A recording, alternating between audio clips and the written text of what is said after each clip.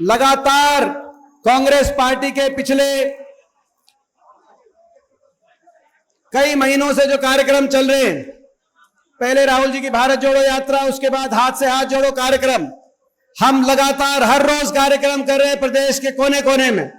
और अब जय भारत सत्याग्रह का आज का कार्यक्रम, जिस तरीके से आपने प्रदेश के कोने कोने में हर कार्यक्रम को आपका आशीर्वाद मिला है, आज पूरे प्रदेश में एक जन भावना उमड़ के आई है। और आज के इस कार्यक्रम की रिकॉर्ड सफलता, चारों तरफ जमुनानगर जगाधरी में जो जाम, हर सड़क पे जाम, इस बात की गवाही दे रहा है ये जाम कि भाजपा जा रही है और कांग्रेस आ रही है और आपकी सरकार बनने जा रही है।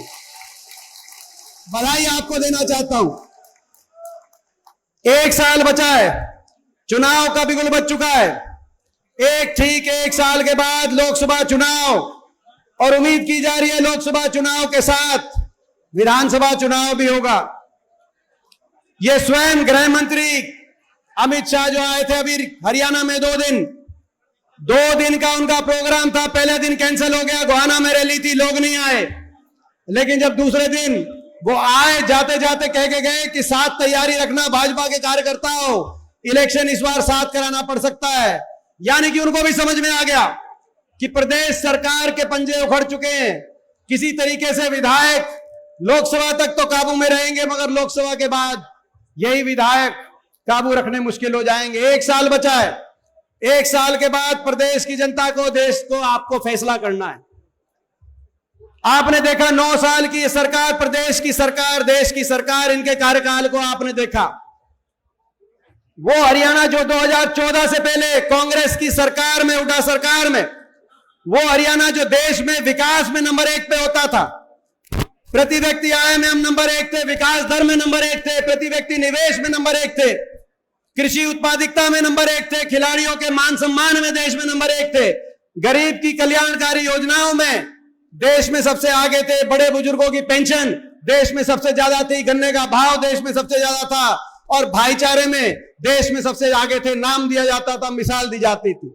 आज वो हरियाणा 9 साल की इस खट्टर सरकार के बाद, 9 साल की इस भाजपा सरकार के बाद विकास में तो पिछड़ गया। 19वें पायदान पे नीति आयोग बता रहा है, लेकिन आगे पहुंच गया, देश में नंबर 1 बन गया। तो किस बात में? बेरोजगारी में देश में नंबर 1, ना इंडस्ट्री आई, ना प्राइवेट के अंदर नौकरी, ना सरकारी रोजगार निकली। बेरोजगारी में देश में नंबर 1, महंगाई में देश में नंबर 1, भ्रष्टाचार में देश में नंबर 1, अपराध में देश में नंबर 1, और कर्जे में देश में नंबर 1। जैसे बता रहे थे अभी वरुण और भूषण बत्रा जी बता रहे थे, हमारे विधायक, देश में सबसे कर्जावान प्रदेश बन गया। मैं पूछना चाहता हूं इस सरकार से, खट्टर साहब से, कर्जा तो चढ़ा, लेकिन ये कर्जा गया कहां? क्या काम हुआ 9 साल में? हमारी सरकार थी, हरियाणा को 4 शहरों को हरियाणा के मेट्रो से जोड़ने का काम हुआ था, गुड़गांव, फरीदाबाद, बल्लभगढ़, बहादुरगढ़। आपने 1 इंच मेट्रो आगे बढ़ाई क्या? मैं पूछना चाहता हूं। 3 रेल की लाइन हमारी सरकार में हरियाणा में बिछी थी और 3 सैद्धांतिक मंजूर हो गई थी, जिसमें एक यमुनानगर की रेल की लाइन भी थी। आपने 1 इंच भी रेल की लाइन बिछाई क्या? मैं आपसे पूछना चाहता हूं।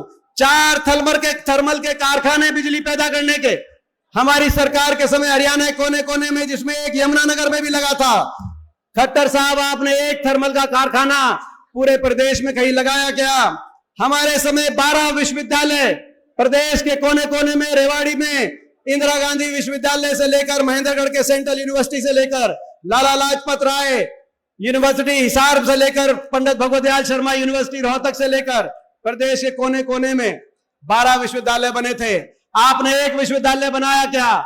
जब हमारी सरकार थी 6 मेडिकल कॉलेज प्रदेश के कोने कोने में बने थे। कल्पना चावला मेडिकल कॉलेज करनाल से लेकर भगत फूल सिंह में महिला विश्वविद्यालय मेडिकल कॉलेज खानपुर में। आपने पूरे प्रदेश में कहा कि हर जिले में मेडिकल कॉलेज बनेगा, मगर 9 साल में कोई 1 मेडिकल कॉलेज आपने बनाया क्या? जब हमारी सरकार थी, प्रदेश के, जब हमारी सरकार, मैं आग्रह करूंगा भाई 2 मिनट आराम से, जोश है मगर जोश के साथ होश। जब हमारी सरकार थी, प्रदेश के गरीब आदमी को, 4 लाख गरीब परिवारों को 100-100 गज के प्लॉट फ्री में देने का काम हुआ था, और 3.5 लाख परिवारों को प्रियदर्शनी इंदिरा गांधी आवास योजना के माध्यम से मुफ्त में मकान बनाने का काम हुआ था। आपने एक गरीब परिवार को प्रदेश में 100 गज नहीं 1 गज का प्लॉट या 1 मकान आवंटित करने का काम किया। कि मैं पूछना चाहता हूं, जब हमारी सरकार थी किसान के 1600 करोड़ के बिजली के बिल माफ हुए, 2200 करोड़ के कोऑपरेटिव का कर्जा माफ हुआ, गन्ने का, पॉपुलर का और धान का डंके की चोट में सबसे ज्यादा भाव मिला था कि नहीं मिला? तो मैं आपसे पूछना चाहता हूं। और खट्टर साहब आप बताओ, आपने एक भी किसान को 1 रुपए का कोई राहत देने का काम किया क्या किया? जो कर्जा इतना बढ़ा दिया, मैं बताता हूं क्या किया। ऐसा नहीं इनने काम नहीं किए, इन्होंने भी काम किए हैं। काम ना भी करते तो भी हम काम चला लेते, लेकिन इन्होंने काम बिगाड़ने का काम किया है। 3 काम किए इन्होंने। भाई को भाई से उलझाने का काम किया है, धर्म जाति के आधार पर भाई को भाई से का दुश्मन बनाकर अपनी वोट की राजनीति करने का काम इन्होंने किया है। इन्होंने प्रदेश को भ्रष्टाचार, प्रदेश की विकास की यात्रा को भ्रष्टाचार भेंट चढ़ाने का काम किया है। और इन्होंने हर वर्ग को अपमानित करने का काम किया है, हर वर्ग के मान सम्मान की पगड़ी को रोंदने का काम किया। ऐसा भ्रष्टाचार आपको याद होगा, लोग इतने दुखी थे इस सरकार से। दोबारा सरकार बन गई, मगर मैं शक्ति सिंह जी को बताना चाहता हूं, लोग इतने दुखी थे 2019 में भी इस सरकार को दोबारा नहीं चाहते थे, लोग बदलना चाहते थे। बीजेपी ने नारा दिया 75 पार, दिया था कि नहीं दिया था 75 पार नारा? और जेजेपी ने नारा दिया बीजेपी को करेंगे जमुना पार। एक कहता था 75 पार, दूसरा कहता था बीजेपी को करेंगे जमुना पार। इलेक्शन का नतीजा आते ही दोनों बन गए जमा पक्के यार। बन गए कि नहीं बन गए? प्रदेश में बना दी भ्रष्ट सरकार, प्रदेश में बना दी भ्रष्ट सरकार। जनता कर रही है हाहाकार। और अब कहते हैं जेजेपी वाले, नहीं याद आई है उनको, 4 साल के बाद याद आई है। मैं देख रहा था बयान जेजेपी के संस्थापकों का, उन्होंने कहा कि हमारा मन था कि हम हुड्डा साहब को समर्थन दें। आपने भी बयान पढ़ा होगा, 2-3 दिन पहले बयान आया हुआ है कि हमारा मन था, हम तो हुड्डा साहब को भी समर्थन दे सकते थे। बड़ी जल्दी याद आ गई। 4 साल तक मन की बात मन में थी, मगर जब आज प्रदेश के कोने कोने में हर व्यक्ति के दिल के अंदर हुड्डा साहब का नाम आ गया, हर आदमी की जबान पे हुड्डा साहब का नाम आ गया, तो आपको आज हमारी याद आ गई। तो आज आपको हमारी याद आ गई। अब कह रहे हैं, मैं बताता हूं क्या हुआ प्रदेश के लोगों के साथ। इतना विश्वासघात, इतना बड़ा विश्वासघात। लोगों को कहा कि 5100 पेंशन पे समझौता कर रहे हैं।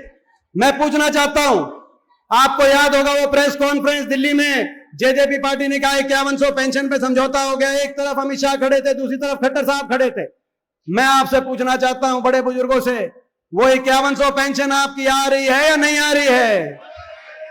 5100 पेंशन का समझौता नहीं था, प्रदेश को लूटने का समझौता था, भ्रष्टाचार की छूट का समझौता था, भ्रष्टाचार के लाइसेंस का समझौता था। और ये केवल हम नहीं कह रहे, प्रदेश का बच्चा कह रहा है। और यहां तक कि बीजेपी के जेजेपी के विधायक कह रहे हैं। नारनौंद के इनके विधायक हैं, दादा गौतम, नाम सुना होगा। दादा गौतम नाम सुना है कि नहीं सुना? दादा गौतम नाम है। हम नहीं कह रहे, वो कह रहे हैं कि प्रदेश की सरकार में ईसा खोपर बढ़ गया, ईसा खोपर बढ़ गया प्रदेश की सरकार में, ईसा खोपर बढ़ गया प्रदेश की सरकार में। खोपर एकला ही सारा जीवन लग रहा है, एकला ही जीवन लग रहा है। क्या जीवन है? खुला भ्रष्टाचार। महकमे इस बात के लिए नहीं बांटे गए, ये प्रदेश की वो सरकार है, महकमे इस बात के लिए नहीं बांटे गए कि किस महकमे से कैसे लोगों का काम हो। महकमे इस बात के लिए बांटे गए किस महकमे से ज्यादा मलाई खाई जाए, कैसे प्रदेश को लूटा जाए। माइनिंग का महकमा किसके पास जाए, कैसे यमुनानगर की सड़क साफ और माइनिंग के अंदर हिस्सा हाफ कौन कर रहा है, मुझे बताने की जरूरत नहीं है, आपको पता है क्या खेल चल रहा है यमुनानगर के अंदर। भ्रष्टाचार, माइनिंग का महकमा किसके पास जाए, शराब का महकमा किसके पास जाए, एक्साइज टैक्सेशन का महकमा किसके पास जाए, और कौन सा खोपर सरकार में बढ़ के पूरा जीन जाए, ये समझौता था। और अब हमारी याद आ रही है, अब हमारी याद आ रही है, जब लोगों ने आपको रिजेक्ट करा तो अब याद आ रही है कि मन था। लेकिन इस विश्वासघात का जवाब वोट की चोट से लोग विश्वासघात का जवाब देंगे। भ्रष्टाचार हरियाणा तक ही नहीं, आज हरियाणा से लेकर दिल्ली तक खुला भ्रष्टाचार का तमाशा, बड़े उद्योगपति समूह, एक ऐसा उद्योगपति समूह जिसको भाजपा की सरकारें झोंक दी गई। हरियाणा की सरकार ने भी बिजली का जो हमारा करार था उसको बदल के उस समूह को लाभ पहुंचाने का काम किया। और जब बात राहुल गांधी जी ने उठाई तो राहुल गांधी जी की बात को कुचलने के लिए, बात को दबाने के लिए, क्योंकि भ्रष्टाचार में मैं पूछना चाहता हूं आपसे, भाजपा के इस भ्रष्टाचार के खिलाफ निष्पक्ष जांच की मांग करना क्या राष्ट्रहित नहीं है? क्या देश इसमें बीजेपी की भ्रष्टाचार की जांच होनी चाहिए कि नहीं होनी चाहिए? मैं आपसे पूछना चाहता हूं, एक बार हाथ उठा के बताओ कि जांच होनी चाहिए कि नहीं होनी चाहिए? ऐसा भ्रष्टाचार, बीजेपी कहती थी काला धन आएगा, नारा था काला धन आएगा, सबके खाते में 15-15 लाख आएंगे, बांटे आएंगे, काला धन लाएंगे। काला धन तो आया नहीं, लेकिन काले धन वालों को बीजेपी में ले आए, यही बात बनी है। आज काले धन वाले जो भी पकड़ा जाता है, एक ही फार्मूला है बीजेपी में, बीजेपी ज्वाइन कर जाओ, रातों रात काला धन सफेद हो जाएगा, भारत देश भ्रष्टाचार से मुक्त हो जाएगा। ये फॉर्मूला चल रहा है इनका। और इसीलिए राहुल गांधी जी ने आवाज उठाई। और भाजपा ये सोचने की गलती ना करे कि राहुल गांधी जी की कांग्रेस पार्टी की आवाज को वो दबा पाएंगे। ये वो आवाज, ये सत्य की आवाज है, राजनीतिक नैतिकता की आवाज है। इस आवाज में हम सब की आवाज शामिल है। भाजपा में जितना जोर है, मोदी सरकार में जितना जोर है, वो पूरा जोर आजमाइश कर लें। देश के कोने कोने में ये आवाज गूंजेगी और सबसे ज्यादा इस आवाज, कहीं ये आवाज सुनाई देगी तो हरियाणा की इस कर्म भूमि में सुनाई देगी। आज हम ये कहना चाहते हैं। इस सरकार में आखिरी बात कहते हुए अपनी बात समाप्त करता हूं। आखिरी बात कहते हुए मैं समाप्त करता हूं अपनी बात। इस सरकार ने एक और काम किया, भाई को भाई से लड़ाया, भ्रष्टाचार भी किया, लेकिन एक और काम किया। अगर काम नहीं करते तो भी हम काम चला लेते, लेकिन इनको इस सरकार ने, खट्टर सरकार ने आपके और हमारे मान सम्मान को गिराने का काम किया। आपको और हमको, पूरे प्रदेश को अपमानित करने का काम किया। कोई वर्ग नहीं ऐसा जिसको अपने हकों के लिए सड़क पे नहीं आना पड़े, और कोई वर्ग नहीं ऐसा जिनका अपमान इस सरकार ने ना किया हो। मनरेगा का बजट खत्म हो गया, मनरेगा के मजदूर करनाल में आए प्रदर्शन करने, उन पे लाठीचार्ज। गांव के सफाई कर्मचारी, ग्रामीण चौकीदार, गरीब आदमी, वो अपने मानदेय बढ़ाने पंचकुला में आए, उन पे लाठीचार्ज। कर्मचारी ओल्ड पेंशन स्कीम के लिए सड़क पे आए, कर्मचारियों पे लाठीचार्ज। छोटे छोटे बच्चे, स्कूल बंद हो गए, 9 साल से शिक्षकों की भर्ती नहीं। सबसे ज्यादा स्कूल यमुनानगर के अंदर बंद हुए, यहां से शिक्षा मंत्री हैं, बताना चाहता हूं मैं शक्ति से, सबसे ज्यादा स्कूल यहां बंद हुए। हर स्कूल के आगे बच्चे बैठे, उन बच्चों को बताया कि कांग्रेस द्वारा प्रायोजित कोई ऐसा वर्ग नहीं। और सरपंच सोचते थे छोटी सरकार है, बाकी सब पे लाठी पड़ी होगी, लेकिन सरपंच तो छोटी सरकार है, सरपंचों की सरकार मानेगी। सरपंचों के अधिकार छीन लिए तो सरपंचों की भी अच्छी तसल्ली बिठा दी। और किसान 1 साल तक, मैं एक ये आखिरी बात कहते अपनी बात समाप्त करूंगा, हर वर्ग को अपमान सहना पड़ा, मगर सबसे ज्यादा अपमान किसान और मजदूर को। 1 साल तक आंदोलन चला, इन धरनों पे लाखों करोड़ों की संख्या पे हमारे भाई, बड़े बुजुर्ग, काका ताऊ, हमारी बड़ी बुजुर्ग महिलाएं बैठी रही, किसी ने सुध नहीं ली। एक के बाद एक मजाक उड़ाया जाता था किसानों का, 750 किसानों के घरों के चिराग बुझ गए। हम जाते थे, मैं धन्यवाद करता हूं हुड्डा साहब ने और विधायक दल ने, कांग्रेस ने फैसला किया कि हर परिवार के घर 2-2 लाख पहुंचाएंगे। हम हर किसान परिवार के जाते थे, 2 लाख रुपए देते थे, आंसू पोंछते थे।